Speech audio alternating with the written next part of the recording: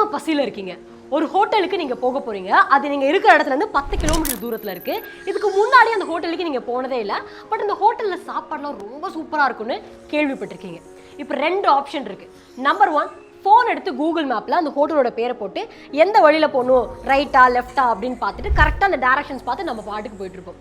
Number 2, எட்ரா வண்டியா போற வழியில பாத்துக்கலாம் அப்படின்னு சொல்லுவோம். ஒரு இடம் மட்டும் ஞாபகம் இருக்கும். ஓகே, இந்த ஒரு பிள்ளையார் கோவில் பக்கத்து சந்து அப்படின்றத ஞாபகம் வச்சிருப்போம். அந்த பிள்ளையார் கோவில் வந்ததுக்கு அப்புறம் என்ன பண்ணுவோம், பக்கத்துல இருக்கக்கூடிய ஆட்டோக்காரங்களோ இல்ல போயிட்டு இருக்கிறவங்கள்ட்டயோ, ஆனா இந்த ஹோட்டல் எந்த வழியில போகணும், பீச்சாங்கை சைடா இல்ல சோத்தாங்கை சைடா, ஏன்னா செகண்ட் லெஃப்டா அப்படின்ற மாதிரி கேட்டு போவோம். இது நல்லா இருக்கா? இப்படிதான் நிறைய பேர் பிசினஸ் பண்ணிட்டு இருக்காங்க. ஒரு தொழில் ஆரம்பிக்கணும் அப்படின்னா அதுக்கு ஏத்த மேப்பே அவங்களுக்கு தெரியாம போற போக்குல போய்க்கலாம் அப்படின்னு சொல்லி ஒரு பிசினஸ் ஆரம்பிச்சிடுறாங்க. அக்கம் பக்கத்துல இருக்கிறவங்கள்ட்ட கேட்கறாங்க, அவங்களுக்கு தெரிஞ்சவங்க கிட்ட கேட்கறாங்க, அது சரியா இது சரியா எல்லா விவரமும் கேட்டு வச்சுக்கிறாங்க. கடைசியில தோத்து போனதுக்கு அப்புறமா இப்ப என்ன பண்றது அப்படின்னு தகச்சு போய் நிக்கிறாங்க. இந்த கூகுள் மேப்ஸ்லாம் வரதுக்கு முன்னாடி என்ன பண்ணிட்டு இருந்தோம், ஆப்வியஸா ஆட்டோக்கார அண்ணன் இல்ல மளிகை கடைக்கார அண்ணன், ரோட்ல நடந்து போயிட்டு இருக்கிறவங்க, யாருன்னே தெரியாதவங்க, எந்த வழியில போகணும் ஏது போகணும் அப்படின்றத கேட்டு போயிட்டு இருந்தோம். அது கரெக்ட். ஏன்னா கூகுள் மேப்ஸ் அப்போ வரல. அப்போ அந்த மாதிரி தான் நம்ம கேட்டு தெரிஞ்சுக்கணும் ஒரு இடத்துக்கு போகணும் அப்படின்னா. பட் இப்போ டூல்ஸ் எல்லாம் மாறி போச்சு. எவ்வளவோ பிளாட்ஃபார்ம் வந்துருச்சு. ஒரு இடத்துக்கு போகணும் அப்படின்னா கூகுள் மேப்ஸையும் தாண்டி நிறைய விஷயங்கள் இருக்கு. அதை பார்த்து அதன்படி நம்ம கரெக்டா அந்த இடத்துக்கு போய் நம்ம சேர்ந்துடலாம். ஆனா இப்போ ஒரு இடத்துக்கு போறதுக்கே இவ்வளோ அப்கிரேடேஷன் ஆயிடுச்சு. அதை நம்ம யூஸ் பண்றோம். பட் தொழில் ஆரம்பிக்கிறதுக்கு மட்டும் இன்னும் 90s காலத்துல எப்படி பண்ணிட்டு இருந்தோமோ அதே மாதிரி தான் பண்ணிட்டு இருக்கோம். இப்ப நான் சொல்றேன், நீங்க பிசினஸ்க்கு சரியான மேப் போடல அப்படின்னா என்ன ஆகுன்றது. Welcome to பாஸ்வாலா. நான் உங்க யுவராணி. வாவ், கெஃபே ஆரம்பிச்சா இந்த மாதிரி ஒரு இடத்துல தான்டா நான் கெஃபே ஆரம்பிப்பேன்னு முடிவெடுத்துட்டு கடை ஓனர் கிட்ட போவோம். 11 மாசம் ரெண்டல் அக்ரிமெண்ட் அப்படின்னு ஒரு சைன் போட சொல்லுவாங்க. வருஷம் 5% நாங்க ஜாஸ்தி பண்ணுவோம் பணத்தைன்னு சொல்லுவாங்க. ஓகே அப்படின்னு எல்லாத்துக்கும் தலையாட்டிட்டு கடைசியில நம்ம கை காசு 10 இருந்து 15 லட்சம் ரூபாய் போட்டு ஃபுல் இன்டீரியர் டிசைனை பண்ணி வைப்போம். இப்போ 1 வருஷம் ஆச்சு. 1 வருஷம் ஆனதுக்கு அப்புறம் என்ன ஆகும் தெரியுமா, அந்த ஓனரோட பையன் 1 வருஷமா வேலை இல்லாம வெட்டியா இருப்பான், வெட்டி தண்டமா இருப்பான். ஸோ அவன் வந்துட்டு, அப்பா நானும் ஒரு பிஸ்னஸ் ஆரம்பிக்கலான்னு இருக்கேன்ப்பா, அதுவும் கெஃபே தான் அப்படின்னு சொல்லுவான். நம்ம ஓனர் என்ன பண்ணுவாங்க, அம்மா இந்த மாதிரி நான் ரெனியூ பண்ணுறதா இல்லை, ஸோ நீங்கள் இந்த இடத்த காலி பண்ணுறதா நல்லது அப்படின்னு ரொம்ப அழகாக சொல்லிட்டு போயிடுவாங்க. இப்போது நம்மளுடைய ட்ரீம் கெஃபே இன்னொருத்தவனுடைய ட்ரீம் கெஃபேவாக மாறி போச்சு. ஏன்னா ரெண்டல் அக்ரிமெண்ட்டை ப்ராப்பராக எப்படி டிராஃப்ட் பண்ணணும் அப்படிங்கிறது நமக்கு தெரியலை. என்ன லாக்இன் பீரியட் போடணும்னு நமக்கு புரியலை. எப்படி ப்ரொடெக்ட் பண்ணிக்கணும்னு தெரியல. அதுல ரெனியூவல் கிளாஸஸ் பத்தி தெளிவாவே இல்ல. அப்போ கடைசியில் இப்படிதான் ஆகும். அக்கா கணக்குல வச்சுக்கோங்க, இந்த எல்லா வேலையும் உங்க ஒரு ஆளாலே செய்ய முடியாது. ஸோ என்ன பண்றீங்க, உங்க பார்ட்னர் ஒருத்தவங்க தேடி கண்டுபிடிங்க. லைஃப் பார்ட்னர் இல்ல, பிசினஸ் பார்ட்னர். 50-50 இருக்கணும். நீங்க பாதி போடுவீங்க, உங்க பார்ட்னர் பாதி காசு போடுவாங்க. ஸோ உங்களோட பார்ட்னர் வந்து ஒரு MNC கம்பெனி, ஒரு கார்பரேட் கம்பெனில இருந்து வேலை பார்க்கக்கூடிய ஒரு ஆள்.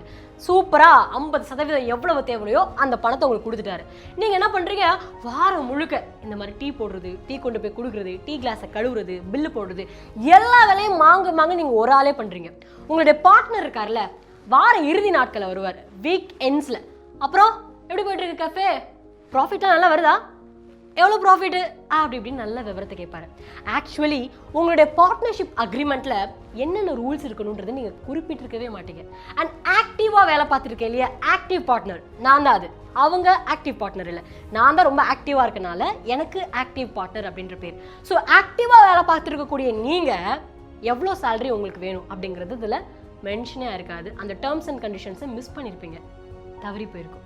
ஒரு நாள் உங்க ஃப்ரெண்டு வருவார், அதான் அந்த பார்ட்னர், என்னோட ஷேர் எனக்கு திரும்ப கொடுத்துரு, அப்புறம் என்னோட இன்வெஸ்ட்மெண்ட்டையும் கொடுத்துரு அப்படிம்பாங்க. என்ன அப்படின்னு ஷாக் ஆகும், ஒரு நிமிஷம் ஆடி போயிடுவோம்.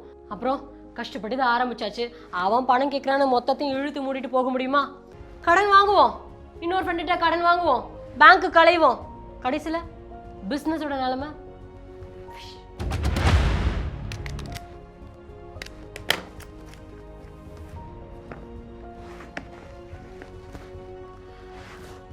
கெஃபே ஃபுல்லா இவ்வளவு மக்கள் வராங்களே அப்படின்னு நினைக்கும் போது நம்ம பணக்காரர் ஆயிட்டோம்டா அப்படின்னு மனசுக்குள்ள தோணும். 6 மாசம் இப்படியே போகும்.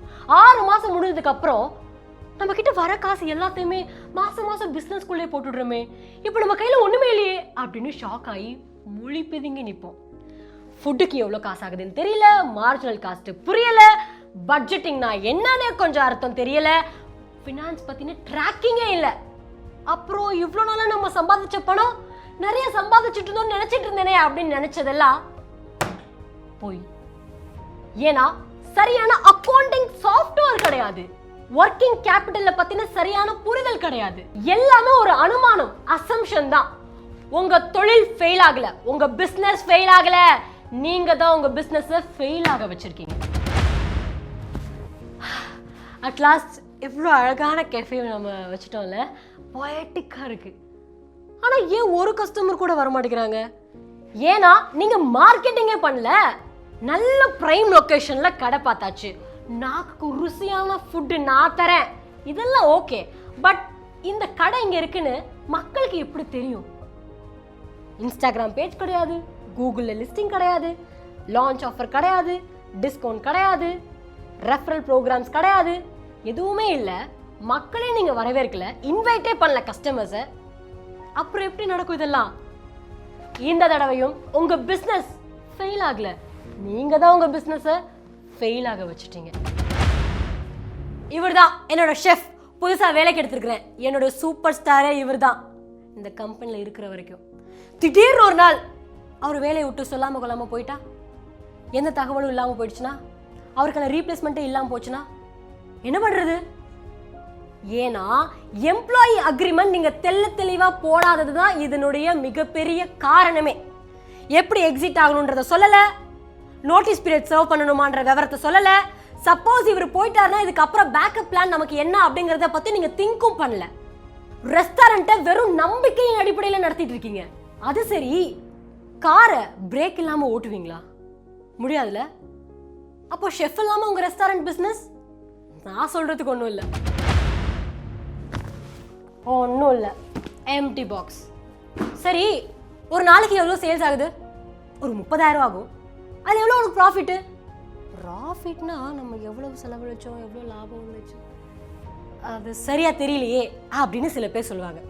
அப்போ எப்படி பணத்தெல்லாம் வாங்குற? எதில் பில்லெல்லாம் போடுவ? பில்லெல்லாம் கையில் எழுதி கொடுக்குறதா சீட்டு. அப்போ அக்கௌண்டிங் சாஃப்ட்வேர் சரியானது உங்ககிட்ட இல்லை. ஃபுல் பணமும் கையில் கேஷ் கொடுத்து தான் வாங்குற, அதுக்கு எந்த ரெக்கார்டும் கிடையாது. அக்கௌண்டன்ட்டுக்கும் கரெக்டான மார்ஜின் என்னன்றது தெரியாது. ஜிஎஸ்டி சிஸ்டமே பிடிக்கல, அதனால இந்த மாதிரி விஷயங்கள் பண்ற. அப்போ நிஜமாவே உன்னுடைய ஏர்னிங்ஸ் என்னன்னு உனக்கே தெரியாத போது எப்படி இந்த பிசினஸ் எப்படி இருக்குன்னா, புயல் அடிச்சாலும் நான் லைஃப் ஜாக்கெட்லாம் போட மாட்டேன் அப்படின்னு சொல்ற மாதிரி இருக்கு. இப்படி ஸ்டேஷன் முன்னாடி வந்து நிக்க விட்டுட்டாங்க. இன்னொரு ரெஸ்டாரண்ட்டுக்கு முன்னாடி 2 பேர் சண்டை போட்டாங்க. அதில் ஒருத்தருக்கு பலமா அடிபட்டு போச்சு. ஆனா அது ஏன் ரெஸ்டாரண்ட்ல நடக்கவே இல்லை. ஆனா அதுக்கான ப்ரூஃப் இல்லையே, ஃபுட்டேஜும் இல்லையே. ஏன்னா என் ரெஸ்டாரண்ட்ல சிசிடிவி கேமரா நான் ஃபிக்ஸே பண்ணல. இப்போ இன்வெஸ்டிகேஷன் நடக்குது, போலீஸ் ஸ்டேஷன் வாங்கன்னு கூப்பிட்டுட்டாங்க. 6 மாசம் பிஸ்னஸ் நடக்காது, இழுத்து மூட சொல்லிட்டாங்க. இந்நேரம் ஒரு சிசிடிவி கேமரா மட்டும் வச்சிருந்தேன்னா இந்த பிரச்சனைலாம் நடந்திருக்குமா? என் தொழிலனாச்சும் நான் பாதுகாத்திருந்திருக்கலாம். மேபி அது அவ்வளோ முக்கியம் இல்லைன்னு நினச்சிருக்கலாம், இல்லை அதை பற்றி எனக்கு தெரியாமலே இருந்திருக்கலாம். உங்க கம்பெனியை சரியா ரெஜிஸ்டர் பண்ணாம இருந்திருக்கலாம், FSSAI லைசன்ஸ் வேண்டான்னு நினைச்சிருக்கலாம், ஃபர்ஸ்ட் சேஃப்டி சர்டிபிகேஷனை எடுக்காம இருந்திருக்கலாம், ஐடி வெரிஃபிகேஷன் பண்ணாம ஒரு சில நபர்களை வேலைக்கு எடுத்திருக்கலாம், பர்சனல் மற்றும் பிசினஸ் உடைய செலவுகளை பிரிச்சு பார்க்க தெரியாம இருந்திருக்கலாம், லோன் அக்ரிமெண்ட்டை நல்லா ரீட் பண்ணாம இருந்திருக்கலாம், உங்க பில்லுல பிரிண்ட் பண்ணிக்கக்கூடிய டேர்ம்ஸ் அண்ட் கண்டிஷன்ஸ் தெரியாம இருந்திருக்கலாம், ஜிஎஸ்டி ரிட்டர்ன்ஸ் ஆன் டைம்ல ஃபைல் பண்ணாம விட்டுருக்கலாம், உங்க காம்படிஷன் பத்தி படிச்சிருக்க மாட்டீங்க, உங்க ஸ்டாஃபுக்கு எப்படி நடந்துக்கணும்னு ட்ரெயின் பண்ணிருக்க மாட்டீங்க, இன்வென்டரியை ட்ராக் பண்ணாம இருந்திருப்பீங்க. ஒவ்வொரு தோல்வியும் ஒவ்வொரு தழும்புகளை விட்டுட்டு போகும். அந்த ஒவ்வொரு தழும்பும் நமக்கு ஒரு பாடத்தை தான் கற்றுக் கொடுக்கும். எல்லா பாடத்தையுமே நம்ம கஷ்டமான சிச்சுவேஷன்ல கஷ்டமான சூழ்நிலை கடந்து வந்து தான் கற்றுக்கணுன்றதுலாம் கிடையாது. நமக்கு ஒரு மேப் இருக்கு சரியான பாதையில போறதுக்கு அப்படின்னா அதை தேர்ந்தெடுக்கணும்.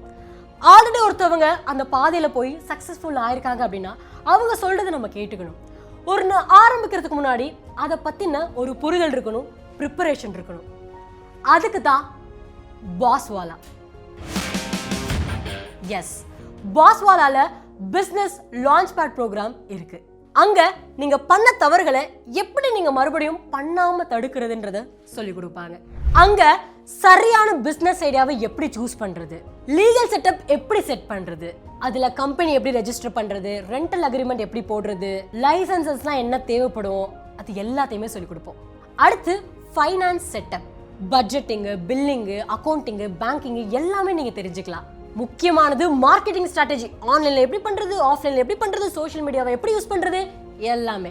ஓவராலான ஆபரேஷன்ஸ், ஒரு எம்ப்ளாய் எப்படி நம்ம வேலைக்கு எடுக்கிறது, அவங்களுக்கு எப்படி ட்ரைனிங் கொடுக்கறது, எப்படி அக்ரிமெண்ட் போடணும், இன்வென்ட்ரி என்ன, எஸ்ஓபிஸ் என்னன்னு எல்லாமே. பிசினஸுக்கு ரொம்ப ரொம்ப தேவையானது கஸ்டமர் அக்விசிஷன். யாரெல்லாம் நம்மளோட கஸ்டமர், எங்க இருக்காங்க, எப்படி அவங்கள வர வைக்கிறது, எப்படி அவங்கள ரீட்டைன் பண்றது, பல டெக்னிக்ஸ் உங்களுக்கு சொல்லிக் கொடுக்க போறோம். பிசினஸ் சிஸ்டம், சாஃப்ட்வேர், செக்லிஸ்ட், இது எல்லாமே நீங்க தெரிஞ்சுக்கலாம். ரிஸ்க் மேனேஜ்மெண்ட், நம்ம பேக்கப் பிளான் என்ன, எப்படி நம்ம சேஃப்டியா நம்ம பிசினஸ் ரன் பண்றது, இன்சூரன்ஸ் எப்படி போடுறது, எல்லாமே நமக்கு தெரிஞ்சிருக்கணும்ல ஒரு பிசினஸ் ஆரம்பிக்கிறதுக்கு முன்னாடி.